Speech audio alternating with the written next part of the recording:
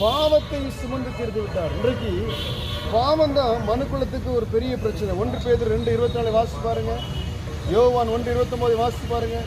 நாம் பாவங்களுக்கு செத்து நீதிக்கு பிழைக்கும்படி அவர் தாமே சிலுவையிலே நம்முடைய பாவங்களை சுமந்தார் என்று வேதம் சொல்கிறது. யோவான் 1:29 இந்த உலகத்தின் பாவத்தை சுமந்து தீர்க்கிற தேவாட்டுக்குட்டி என்று இயேசு குறித்து சொல்லப்பட்டிருக்கிறது.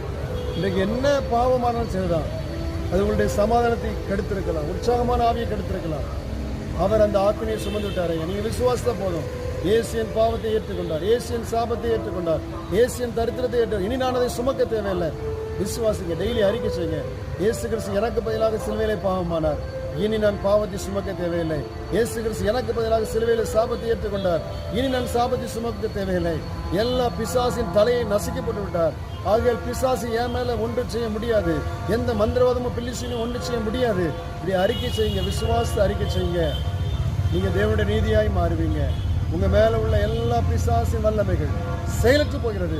அதற்கு கர்த்தர் இன்றைக்கு ஒரு முடிவு உண்டாக்குகிறார். Thank you Holi spirit. இயேசு கிறிஸ்துவின் மூலம் நான் உங்களை ஆசீர்வதிக்கிறேன். இது உங்களுக்கு பிரயோஜனமாக அனைவருக்கு ஷேர் பண்ணுங்க. God bless you.